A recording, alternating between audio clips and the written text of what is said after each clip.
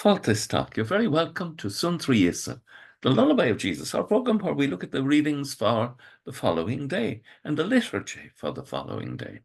In this case, Sunday, the 24th of August.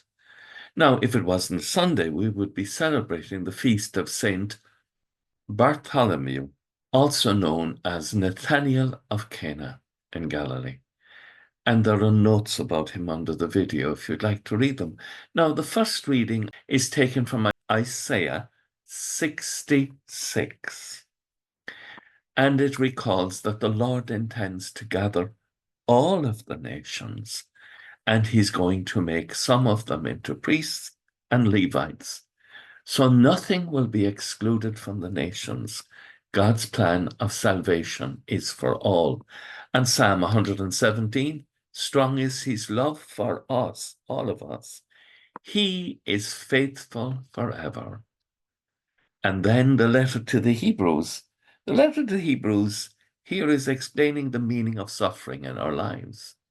Suffering is part of our training. God is treating you as sons, that he is disciplining as a father would discipline his sons. We all share in this suffering, but it's suffering with a purpose, to purify and to bring out the essence of love as it did in the life of Christ.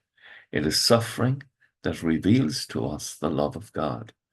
And in the same way, suffering reveals to us the workings of the Holy Spirit in our lives in ways that surprises us. And then the gospel. The last shall be first and the first last.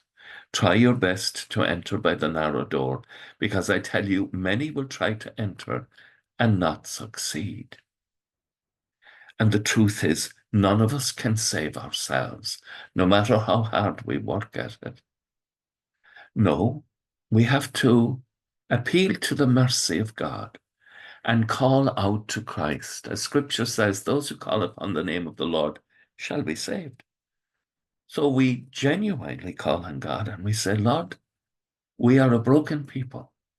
We lack wisdom. We make so many mistakes. We commit so many sins.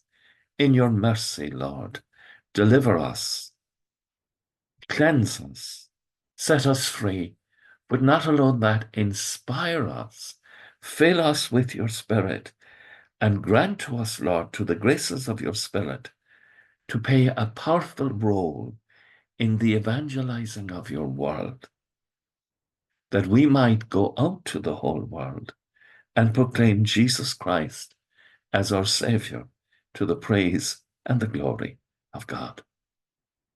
And with thoughts such as these, let us go to our beds and let us awaken in the morning to celebrate with the community the Sunday Eucharist.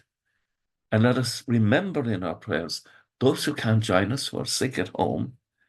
Let us include all, and those who are spiritually sick, that have lost their way and require to be healed, that they may return and with joy take part in the Eucharist.